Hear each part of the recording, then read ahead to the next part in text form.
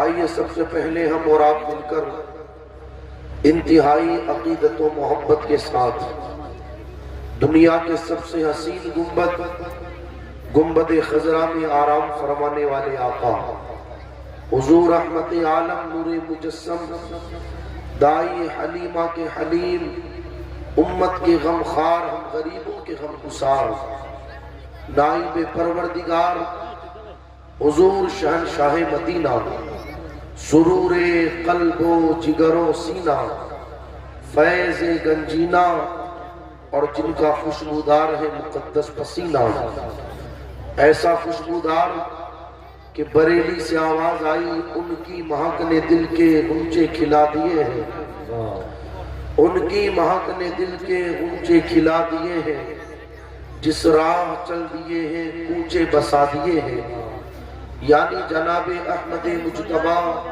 محمد مصطفیٰ صلی اللہ تعالی علیہ وسلم کی بارگاہ مقدسہ میں اس عقیدے کے ساتھ کہ دور و نزدیک کے سننے والے وہ کان لال کرامت پہ لاکھوں سلام ہم یہاں سے پکارے وہاں وہ سنے مصطفیٰ کی سماعت پہ لاکھوں سلام پڑھیے درود پاک اللہم صلی علی سیدنا و مولانا محمد مبارک وسلم صلاة و سلاما علیک یا رسول اللہ صلی اللہ تعالی علیہ وسلم اللہ تعالیٰ کا بے پناہ احسان و کرم کہ اس کی خاص توفیق سے ہم اور آپ تمامی لوگ آج اللہ اور اس کے پیارے رسول صلی اللہ تعالی علیہ وسلم کے پاکیزہ ذکر کے حوالے سے سجائی گئی اس پاکیزہ محفل میں حاضری کی سعادت حاصل کیے ہوئے ہیں دعا ہے پروردگار عالم ہم سب کی اس حاضری کو اپنی بارگاہ میں قبول فرمائے دیکھیں میں کچھ کہوں آپ کچھ سنیں اس سے پہلے میری گزارش یہ ہے کہ یہ جو سال میں یا 6 مہینے پر جلسے سجائے جاتے ہیں ان جلسوں کا مقصد کھیل کود نہیں ہے ان جلسوں کا مقصد کانوں کا چسکا پورا کرنا نہیں ہے ان جلسوں کا مقصد 2 4 5 7 نعرے لگا دینا نہیں ہے ان جلسوں کا مقصد واہ واہ اور آہ آہ کر لینا نہیں ہے بلکہ ان جلسوں کا بنیادی مقصد یہ ہے کہ اگر قوم نے لاکھوں روپیہ خرچ کیا ہے اور سردی کی ایسی ٹھنڈی ٹھنڈی راتوں میں اپنے نرم و نازک بستروں کو چھوڑ کر لوگ رات کو 1 1 2 2 بجے تک یہاں پر بیٹھے ہیں تو جب لوگ یہاں سے اپنے گھروں کی طرف پلٹ کر کے جائے تو خالی ہاتھ نہ جائے مدینے والے کا دین سیکھ کر کے جائے حضور علیہ السلام کی شریعت سیکھ کر کے جائے یہ ان جلسوں کا بنیادی مقصد ہے تو آپ اس نیت کے ساتھ یہاں پر بیٹھے کہ ہم جب یہاں سے جلسے کے اختتام پر اپنے گھروں کی طرف جائیں گے تو انشاءاللہ ہم حضور علیہ السلام کی شریعت سیکھ کر کے جائیں گے ابھی میرے بعد آپ کو ایک بہترین خطاب اور سماعت کرنا ہے چند گزارشات آپ لوگوں کی سماعتوں کی دہلیز تک میں پہنچاؤں دعا ہے پروردگار عالم مجھے حق کہنے آپ کو حق سننے اور حق پر عمل کرنے کی توفیق عطا فرمائے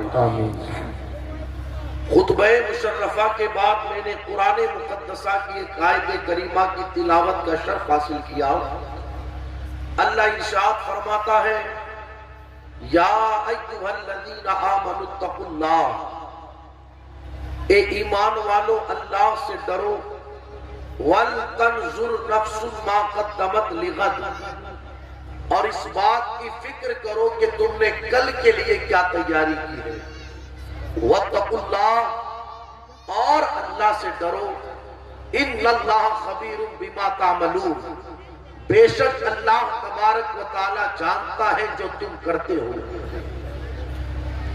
اس آیت کریمہ میں پروردگار عالم نے ایمان والوں کو 2 چیزوں کا حکم ارشاد فرمایا ایک تو یہ کہ ایمان والوں اللہ سے ڈرو اور دوسری چیز یہ کہ تم نے کل کے لیے کیا تیاری کی ہے اس بات کی فکر کرو۔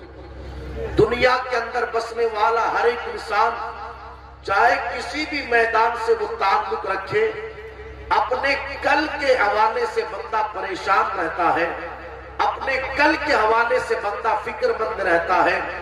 اگر کوئی سبزی بیچنے والا بھی ہے تو شام کو اسے یہ فکر لاحق ہوتی ہے کل کون کون سی سبزی لے کر کے آنی ہے اور کون سی سبزی لے کر کے نہیں آنی۔ اگر کوئی کرانے کی دکان والا ہے تو اسے یہ فکر ستاتی ہے کل کون سا سامان منگوانا ہے، کون سا سامان نہیں منگوانا۔ کہنے کا مطلب یہ ہے انسان دنیا میں کسی بھی میدان سے تعلق رکھے، ہر بندہ اپنے کل کے حوالے سے فکر مند ہے۔ یار مجھے کل کیا کرنا ہے، مجھے کل کیا کرنا ہے، مجھے کل کیا کرنا ہے۔ یاد رکھے اس دنیا کے کل کے حوالے سے جو بندہ فکر مند نظر آتا ہے، اس کل کا آنا کوئی ضروری نہیں ہے، اس کل کا آنا کوئی یقینی نہیں ہے۔ اس لیے کہ ہم دنیا کے اندر آئے دن دیکھتے ہیں رات کو سوتے سب ہیں مگر صبح سب نہیں اٹھتے۔ کچھ وہ ہوتے ہیں جو اٹھ جاتے ہیں اور کچھ وہ ہوتے ہیں جو قیامت تک کے لیے سو جایا کرتے ہیں۔ جس کل کی ہم اور آپ روزانہ تیاری کر رہے ہیں اس کل کا آنا یقینی نہیں، لیکن آپ دیکھیں ایک کل اور ہے جس کل کا آنا یقینی ہے، اور جس کل کے حوالے سے اللہ کا قرآن کہتا ہے ایمان والو اس بات کی فکر کرو کہ تم نے کل کے لیے کیا تیاری کی ہے۔ اس کل کو آخرت کا دن کہا جاتا ہے، اس کل کو اللہ اکبر آخرت کا دن کہا جاتا ہے۔ یعنی قرآن مقدسہ میں پروردگار عالم نے ارشاد فرمایا ایمان والو جس طریقے سے تم نے دنیا کے اندر رہ کر دنیا کے کل کی تیاری کی، تمہاری ذمہ داری بنتی تھی کہ دنیا کے کل سے کہیں زیادہ تم آخرت کی تیاری کرتے، آخرت کے حوالے سے فکر مند رہتے۔ اس لیے کہ دنیا کے کل کا آنا یقینی نہیں ہے مگر آخرت کا آنا بالکل یقینی ہے، آخرت کا آنا حق ہے۔ مگر افسوس سب افسوس دنیا کے کل کے حوالے سے تو ہر کوئی فکر مند نظر آئے مگر آخرت کے حوالے سے کوئی فکر مند نظر نہیں آتا۔ اگر لوگوں کو آخرت کی فکر ہوتی تو نمازیں چھوڑی نہ جاتی، اگر آخرت کی فکر ہوتی تو اپنا تعلق قرآن سے توڑا نہ جاتا، آخرت کی فکر ہوتی حرام کا لقمہ منہ میں نہ ڈالا جاتا، آخرت کی فکر ہوتی تو رات کی تنہائیوں کے اندر موبائلوں کی اسکرینوں پر فلمیں نہ دیکھی جاتی، اگر آخرت کی فکر ہوتی تو غیروں کی بہن بیٹیوں کی عزت و آبرو کو تار تار نہ کیا جاتا، آخرت کی فکر ہوتی تو رات کو 12 1 بجے تک قوم کا جوان کانوں میں ایئر فون ڈال کر کے گانے نہ سنتا۔ مگر افسوس صد افسوس لوگ بھول گئے کہ ہمیں کل قیامت کے دن بارگاہ خدا بندی میں حاضر بھی ہونا ہے، اپنی زندگی کا حساب بھی دینا ہے، اپنے کرتوتوں کے بارے میں بارگاہ خدا بندی کے اندر ہمیں جواب بھی دینا ہے۔ یہی وجہ ہے کہ لوگ کثرت کے ساتھ گناہوں کے دلدل میں ڈوبتے چلے جا رہے ہیں۔ جب تک لوگوں کو آخرت کی فکر تھی، کیفیت یہ تھی کہ سرکار جنید بغدادی رضی اللہ تعالیٰ عنہ اگر نائی کی دکان پر اپنی مونچھیں کٹوانے کے لیے جاتے ہیں تو جا کر کے جب نائی کی دکان پر بیٹھتے ہیں تو جنید بغدادی کے ہونٹ ہل رہے ہوتے ہیں۔ نائی نے کہا حضرت ہونٹوں کو ہلانا بند کرو تاکہ میں آپ کی مونچھیں پست کر دوں، آپ کی مونچھیں چھوٹی کر دوں۔ جنید بغدادی نے کہا جو کام تیرا ہے تو کرتا جا، جو کام میرا ہے مجھے کرنے دے۔ جب تک سرکار جنید بغدادی اس نائی کی کرسی پر بیٹھے رہے آپ کے ہونٹ ہلتے رہے۔ وہ جب مجھے پست کر کے فارغ ہو گیا سرکار جنید بغدادی نے اس کو اس کا پیسہ دیا، اور جب گھر کی طرف پلٹنے لگے اس بندے نے پاؤں پکڑ لیا اور کہنے لگا سرکار بتاؤ نا آپ میری کرسی پر بیٹھ کر کے کر کیا رہے تھے؟ جنید بغدادی کہتے ہیں تیری کرسی پر بیٹھ کر کے بھی میں اللہ کا ذکر کر رہا تھا، اس لیے کہ میں نہیں چاہتا ہوں اتنی دیر بھی خدا کے ذکر سے غافل ہو جاؤ جتنی دیر میں مجھوں کو پست کیا جائے، اس لیے کہ جنید کے دل کی تمنا تو یہ ہے کہ اگر مجھے موت آئے یا تو خدا کا ذکر کرتے آئے یا مدینے والے پر درود پڑھتے ہوئے۔ سبحان اللہ سبحان اللہ، نعرہ تکبیر، پورا مجمع ذرا ہاتھ اٹھا کر بولے نعرہ تکبیر، نعرہ رسالت، مسلک اعلی حضرت علماء اہل سنت۔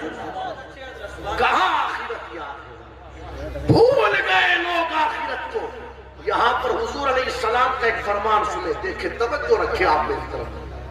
جلسوں کا مقصد یہی ہوتا ہے کہ لوگوں کو آخرت یاد دلائی جائے۔ آپ پڑھیں سرکار غوث اعظم کے خطابات تو آپ کو پتہ چلے گا غوث پاک کا جلسہ ہوتا عنوان قبر ہوتا، غوث پاک کا جلسہ ہوتا عنوان دوزخ ہوتا، غوث پاک کا جلسہ ہوتا عنوان قیامت کے معاملات ہوتے۔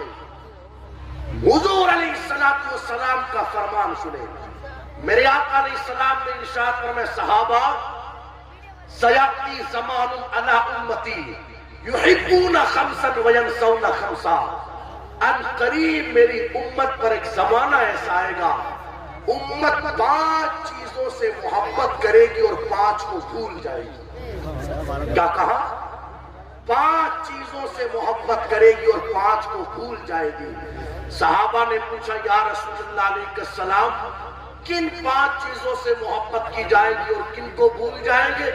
فرمایا نمبر 1 دنیا سے محبت کریں گے اور آخرت کو بھول جائیں گے۔ دنیا سے محبت کریں گے آخرت کو بھول جائیں گے۔ دوسری چیز میرے نبی نے ارشاد فرمائی لوگ مال سے محبت کریں گے مگر حساب کو بھول جائیں گے۔ آج آپ دیکھیں مال سے محبت ہر کسی کو ہے مگر یہ بھول گیا بندہ کہ مجھے اس مال کا حساب بھی دینا ہے۔ یہی وجہ ہے کہ بس مال آوے چاہے حلال طریقے سے آوے چاہے حرام طریقے سے، مال آنا چاہیے اس لیے کہ بندہ بھول گیا کہ اس مال کا حساب بھی دینا ہے۔ ورنہ کب تک یہ کیفیت تھی کہ لوگوں کو پتا تھا کہ ہمیں اس مال کا حساب بھی دینا ہے، اس وقت تک کنڈیشن یہ تھی کروڑوں حنفیوں کے پیشوا، کروڑوں حنفیوں کے مقتدا سیدنا سرکار امام اعظم ابو حنیفہ رضی اللہ تعالیٰ عنہ اگر کسی دن اپنی دکان پر کپڑے کا تھان لے جا کر کے اپنے خادم کو دے اور کہے کہ کپڑے کا تھان بیچ میں سے پھٹا ہوا ہے، جس کو بھی بیچنا تو بتا کر کے بیچنا۔ خادم بھول گیا، بیچ تو دیا تھان کو مگر سامنے والے کو یہ بتانا بھول گیا کہ یہ تھان بیچ میں پھٹا ہوا بھی ہے۔ امام اعظم نے آ کر کے پوچھا اس کپڑے کے تھان کا کیا کیا؟ اس نے کہا حضرت میں نے تو بیچ دیا۔ امام اعظم نے پوچھا بتایا سامنے والے کو؟ ہم اور آپ ہوتے، اس بندے نے کہا میں تو بھول گیا، ہم اور آپ رہتے تو اس کی پیٹھ تھپ تھپاتے۔ واقعی میں تو نے بڑا شاندار کام کیا ہے، جو کپڑا کئی سالوں سے کئی مہینوں سے نہیں بک رہا تھا اس کپڑے کو آج تو نے فلاں بندے کو دھوکہ دے کر کے بیچ دیا۔ مگر امام اعظم جانتے ہیں کمائے ہوئے مال کا خدا کی بارگاہ میں قیامت کے دن حساب بھی دینا ہے۔ کافی دیر تو اس بندے کو تلاش کیا جو کپڑا لے کر کے گیا تھا، لیکن جب وہ بندہ نہیں ملا امام اعظم نے اس دن کی ساری کمائی لی اور لینے کے بعد غریبوں میں صدقہ کر دی۔ خادم نے پوچھا حضرت کمائی کو صدقہ کرنا سمجھ میں نہیں آیا؟ امام اعظم کہتے ہیں جو مال لوگوں کو دھوکہ دے کر کے کمایا جائے اس مال کی نعمان بن ثابت کو کوئی ضرورت نہیں، اس لیے کہ مصطفیٰ جان رحمت نے ارشاد فرمایا جو کسی کو دھوکہ دے وہ لاکھ اپنے آپ کو نبی کی طرف منسوب کرے مگر مصطفیٰ اعلان فرماتے ہیں کہ اس بندے کا مدینے والے سے کوئی جو بندہ کسی کو دھوکہ دے اس کا حضور سے کوئی تعلق نہیں۔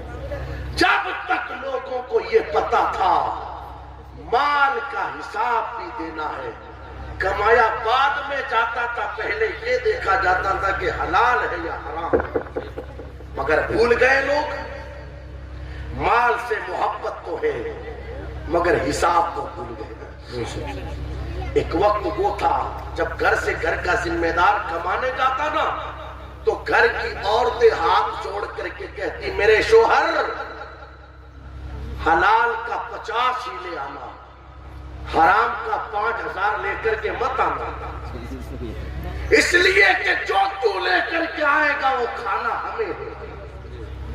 جو بندہ حرام لاتا ہے حرام گھر والوں کو کھلاتا ہے گویا کہ وہ گھر والوں کے پیٹوں میں جہنم کی آگ بھرتا ہے. یہ اس وقت تک لوگوں کی کیفیت تھی جب کہ انہیں معلوم تھا کہ ہمیں حساب بھی دینا ہے. حضور علیہ السلام نے ارشاد فرمایا مال سے محبت کریں گے حساب کو بھول جائیں گے.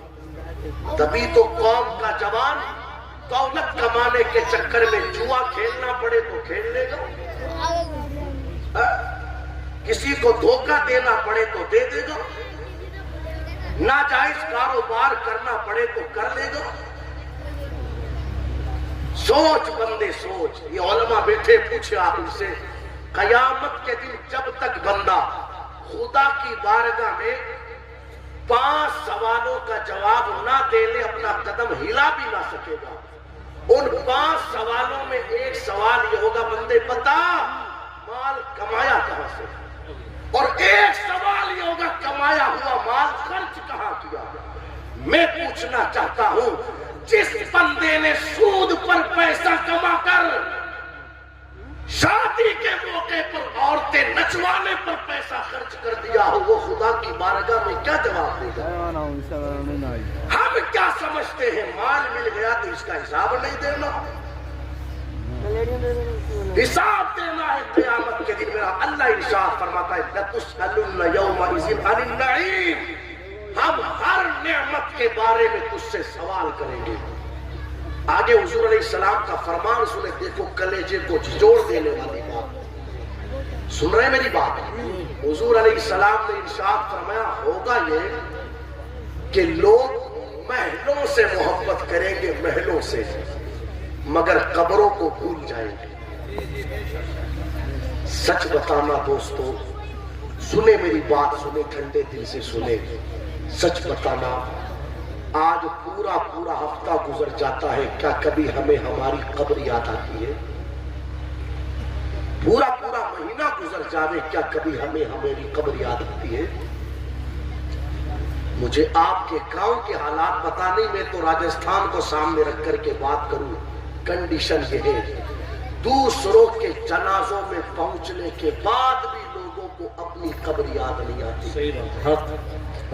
آگے جنازے چلتے ہیں پیچھے بستیاں ہوتی ہیں, آگے جنازے چلتے ہیں پیچھے باتیں ہوتی ہیں, حتیٰ کہ قبرستان پہنچ جانے کے بعد بھی لوگ قبرستان میں مستیاں کرتے ہیں.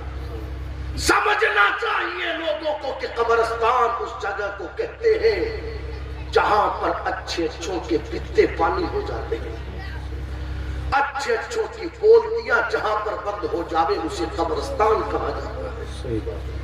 اچھے اچھوں کا روب و دبدبا جہاں جاتا رہے اسے قبرستان کہا جاتا ہے. وہاں پہنچنے کے بعد بھی لوگوں کو قبر یاد نہیں آتی. سرکار سفیان ثوری رضی اللہ تعالیٰ عنہ فرماتے لوگوں یہ تمہارا دور ہے, تمہارا دور. آگے جنازہ چلتا ہے, پیچھے لوگ مستیاں کرتے ہیں. ایک ہمارا بھی دور تھا کہ جب کسی کا جنازہ لے کر کے لوگ چلتے تھے تو پیچھے چلنے والے سارے لوگ رو رہے ہوتے تھے, پتہ ہی نہیں چل پاتا کہ کس کا مرا ہے اور کس کا نہیں مرا. جس کا مرا ہوتا وہ تو اپنے مرنے والے کو یاد کر کے رو رہا ہوتا اور باقی سارے لوگ اپنی قبر کو اور اپنی موت کو یاد کر کے رو رہے ہوتے. میرے آقا علیہ الصلوۃ والسلام نے ارشاد فرمایا میری امت پر ایک وقت آئے گا لوگ محلوں سے محبت کریں گے مگر قبروں کو بھول جائیں گے. آج بھول گئے ہم قبروں کو. اگر قبریں یاد ہوتی لوگوں کو, قبریں قدم بعد میں اٹھتا, حضور کی شریعت کا خیال پہلے رکھا. توجہ ہے آپ کی؟ یہ 3 گھنٹے موبائلوں پر گیم کھیلنے کے لیے تو لوگوں کے پاس ہے, مگر 15 منٹ نماز کے لیے نہیں. ایسا کیوں ہو رہا ہے؟ اس لیے بھول گئے لوگ کہ ہمیں مرنا ہے اور مر کر کے قبر کے حوالے ہونا ہے. 2 گھنٹے لوگوں کے پاس کرکٹ کا میچ دیکھنے کے لیے تو ہے، مگر 15 منٹ لوگوں کے پاس نماز کے لیے نہیں. 2 گھنٹے کانوں میں ایئر فون لگا کر کے گانے سننے کے لیے لوگوں کے پاس ٹائم ہے، مگر 15 منٹ لوگوں کے پاس نماز کے لیے وقت نہیں. ایسا کیوں ہے؟ بھول گئے لوگ اپنی قبروں کو. ورنہ جب تک لوگوں کو موت یاد تھی اور قبر یاد تھی، کیفیت یہ تھی، توجہ یاد تھی. ایک اللہ والے ہیں جنہیں بھوک لگتی تھی تو روٹی نہیں کھاتے تھے، پانی میں آٹے کو گھول کر کے اسے پی جاتے. تو کسی نے کہا حضرت روٹی پکا کر کے کھایا کرو تاکہ کھانے میں مزہ آئے. ارشاد فرماتے ہیں اللہ والے مزہ لینے کے لیے نہیں کھاتے، اللہ والے تو اس لیے کھاتے ہیں تاکہ کھا کر کے اللہ کی عبادت کی جائے. یہ تو ہم اور آپ ہیں جو مزہ لینے کے لیے کھاتے ہیں. یہ ٹھنڈی ہو گئی، یہ گرم ہے، یہ کچا ہے، یہ پکا ہے، یہ میٹھا ہے، یہ پھیکا ہے. یہ تو ہم ہیں جو مزے لینے کے لیے کھاتے ہیں. اللہ والے مزے لینے کے لیے نہیں کھاتے تھے. وہ کہتے ہیں پیٹ تو ویسے بھی بھرے گا، پیٹ تو ایسے بھی بھرے گا، تو ایسے ہی کھا کر کے گزارا کر لیا جاتا ہے. کسی نے کہا حضرت پھر بھی پکا لیا کرو نا روٹی، تھوڑا تو وقت لگے گا، مزہ آئے گا کھانا کھانے میں. اب جواب سنے اس اللہ والے کا. ارشاد فرماتے روٹی ایسے تو نہیں پکتی نا، روٹی پکانے کے لیے چولہا جلانا پڑتا ہے، روٹی پکانے کے لیے آٹا گوندنا پڑتا ہے، پیڑے تیار کرنے پڑتے ہیں، روٹی کو بیلنا پڑتا ہے اور پھر اسے سیکنا پڑتا ہے. کہتے جتنے وقت میں روٹی پکاؤں گا اتنے وقت میں کئی رکعت نفل پڑھ کر کے قبر کی تیاری کر لوں گا، آخرت کی تیاری کر لوں گا. یہ کیفیت تھی لوگوں کی اس وقت تک جب تک کہ لوگوں کو قبر یاد تھی. آج 3 گھنٹے موبائلوں کی نظر کر دینا فلموں کے نام پر، 2 گھنٹے گانوں کے نام پر موبائلوں کی نظر کر دینا. یار آپ دیکھیں نا قوم کے بزرگوں کی کیفیت یہ ہے کہ چائے کی دکان پر ان کے پاس چائے کی ایک پیالی پینے کے لیے آدھا گھنٹہ تو ہے، مگر نماز کے لیے ان کے پاس 10 منٹ رہی. معاف کرے بڑی معذرت کے ساتھ اب تو قوم مسلم کا حال یہ ہوا کہ نماز چھوڑنا لوگوں کی نظر میں گناہ ہی نہیں رہا. اس لیے کہ اگر کوئی بندہ زنا کرتا ہے تو زنا کرنے کو لوگ گناہ سمجھتے ہیں. یہی وجہ ہے کہ زانی پکڑا جائے تو کھمبے سے باندھ کر مارتے ہیں. اگر کوئی چوری کرتے ہوئے پکڑا گیا لوگوں کی نظر میں چوری کرنا گناہ ہے. اگر کوئی چور پکڑا جائے تو کھمبے سے باندھ کر ماریں گے. مگر ایک گھر میں 15 لوگ رہتے ہیں اور 15 کے 15 بے نمازی ہیں، مگر مارنا تو دور کی بات، کوئی کسی کو ڈانٹنے کے لیے بھی تیار نہیں، کوئی کسی کو کچھ کہنے کے لیے بھی تیار نہیں. ایک دن بیٹا اگر کمانے کے لیے نہ جاوے ماں بھی اسے ڈانٹتی ہے، باپ بھی اسے ڈانٹتا ہے. میں کہنا چاہوں گا ایک دن بیٹا کمانے کے لیے نہ جاوے تو سارے ہی ڈانٹ رہے ہیں. یہ 15 سال سے رب کی بارگاہ کے سجدے چھوڑ کر کے بیٹھا ہے، 10 سال سے رب کی بارگاہ کے سجدے چھوڑ کر کے بیٹھا ہے. کوئی اسے ڈانٹنے والا ہی نہیں. جبکہ آپ دیکھیں نماز چھوڑنا کتنا بڑا گناہ ہے، اتنا بڑا گناہ نماز چھوڑنا کہ تقریباً قرآن مقدسہ میں 700 مقامات پر میرے اللہ نے نماز کا ذکر فرمایا. کتنے مقامات پر؟ 700 مقامات پر. گویا کہ اگر کسی نے ایک وقت کی نماز چھوڑی اس نے اللہ کی 700 مرتبہ نافرمانی کی، اور جس نے 5 وقت کی نماز چھوڑی گویا کہ اس نے 3500 مرتبہ اللہ کی نافرمانی. ایک دن میں 5 نمازیں چھوڑ کر کے 3500 مرتبہ اللہ کی نافرمانی کرنے والے اس بندے کا حال کیا ہوگا کہ جس نے 10 سال ہو گئے جمعہ کی 2 رکعت کے علاوہ کبھی مسجد کی شکل ہی نہیں دیکھی. کتنے افسوس کی بات، کتنے افسوس کی بات. بھول گئے ہم لوگ، بھول گئے کہ ہمیں مرنا ہے اور مر کر کے قبر میں جانا ہے. نماز پڑھا کرو دوستو، نماز پڑھا کرو۔ کل بھی لوگوں کو عزت ملی تھی تو نماز سے، آج بھی اگر عزت ملے گی تو نماز سے۔ وہ سچ کہا تھا قلندر لاہوری نے، یہ ایک سجدہ جسے تو گراں سمجھتا ہے، گراں کا معنی ہوتا بھاری، یہ ایک سجدہ جسے تو گراں سمجھتا ہے، 1000 سجدوں سے دیتا ہے آدمی کو نجات۔ اگر ہم نے اپنا سر خدا کی بارگاہ میں جھکایا ہوتا تو آج در بدر ہمیں سر جھکانے کی ضرورت نہ پڑتی۔ صحیح بات ہے۔ آج دیکھیں نا، کہاں جا کر کے ہم نے ہاتھ نہیں جوڑے، کہاں جا کر کے ہم نے لوگوں کے پاؤں نہیں پکڑے، کہاں جا کر کے ہم نے لوگوں کے سامنے منت و سماجت نہیں کی۔ رب کی بارگاہ کو چھوڑ کر کے در در بھٹکنے والے، قرآن کہتا ہے توبو الاللہ ففروا الاللہ، ابھی کچھ بگڑا نہیں، آجا لوٹ کر کے خدا کی بارگاہ میں۔ وہ اور لوگ ہیں جن کے یہاں 3 چانس دیے جاتے ہیں اور 3 چانس کے بعد بندے کو بھگا دیا جاتا ہے، وہ خدا کی بارگاہ ہے۔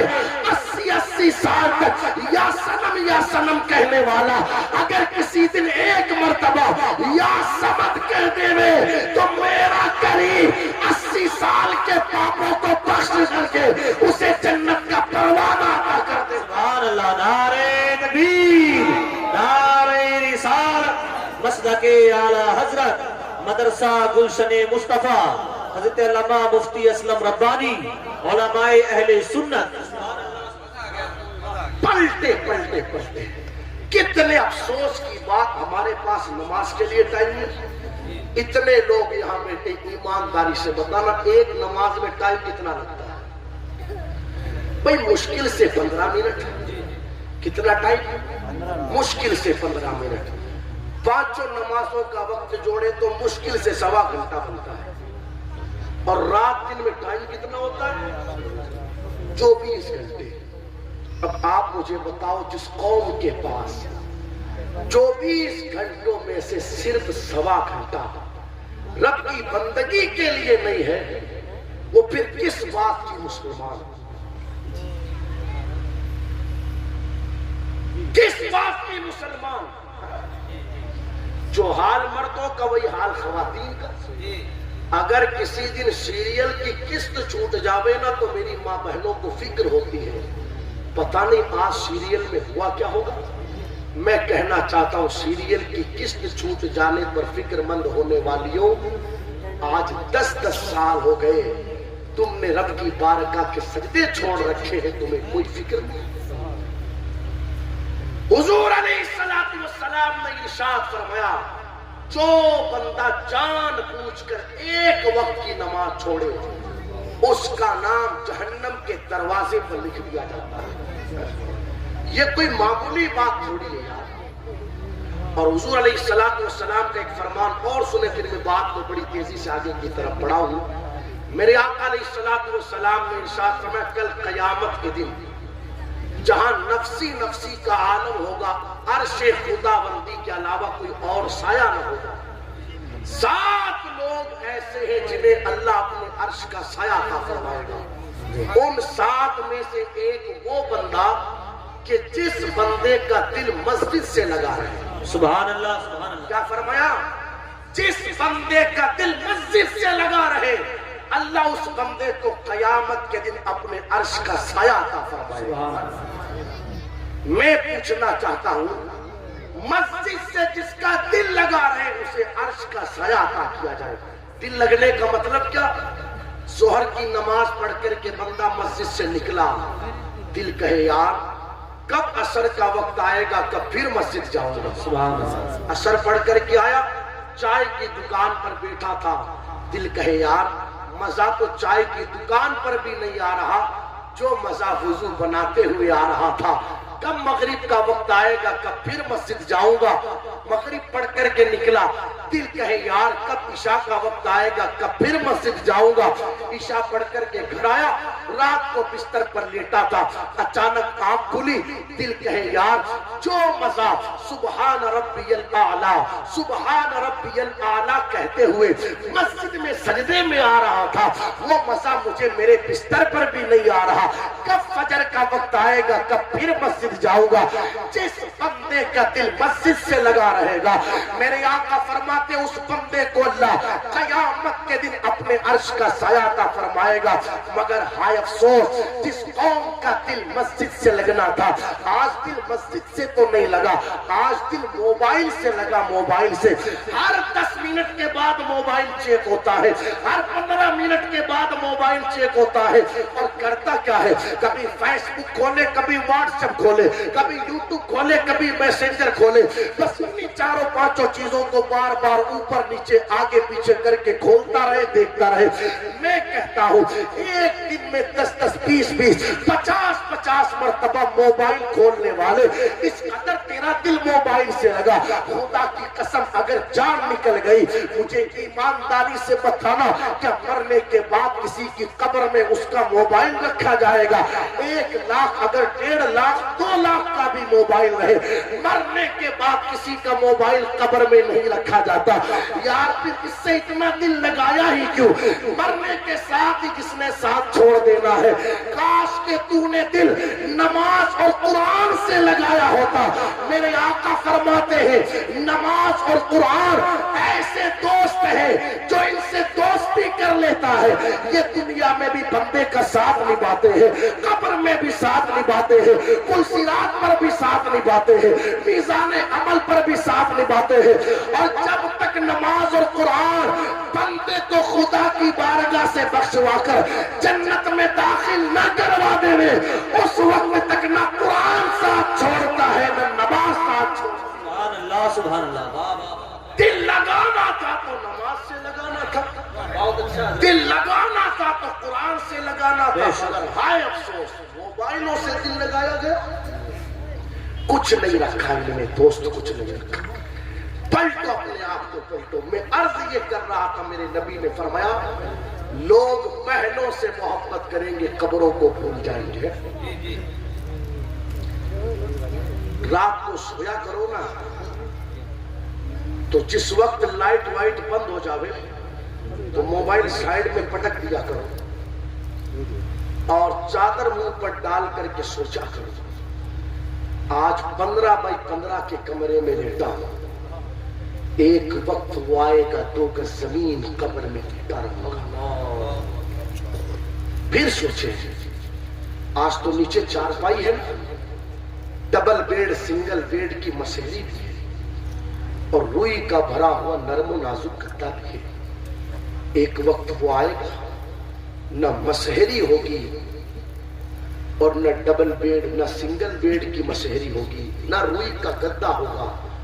کیفیت یہ ہوگی کہ نیچے بھی قبر کی مٹی، اوپر بھی قبر کی مٹی، آگے بھی قبر کی مٹی اور پیچھے بھی قبر کی مٹی، دائیں بھی قبر کی مٹی اور بائیں بھی قبر کی مٹی۔ آج اگر میرے بدن پر مچھر آ کر کے بیٹھ جائے تو کبھی میں اڑا دوں، کبھی میرا بچہ اڑا دے، مگر اس وقت کیا بنے گا میرا؟ جب میرے گناہوں کی وجہ سے، میری بدعمالیوں کی وجہ سے، بے نمازی پن کی وجہ سے قبر کے سانپ اور بچھو میرے وجود سے لپٹیں گے۔ نعرہ تکبیر، نعرہ رسالت، مسلک اعلیٰ حضرت علامہ تحسین جیلانی صاحب قبلہ، حضرت علامہ تحسین جیلانی صاحب قبلہ، نعرہ تکبیر، نعرہ رسالت۔ آپ حضرات بیٹھے رہیں۔ خطیب اہل سنت، مفکر اسلام، مصلح قوم، عالم نوجوان حضرت علامہ تحسین رضا جیلانی بریلی شریف سے تشریف لا چکے ہیں، منبر پاک پر تشریف فرما ہو چکے ہیں۔ تشریف رکھیں آپ لوگ۔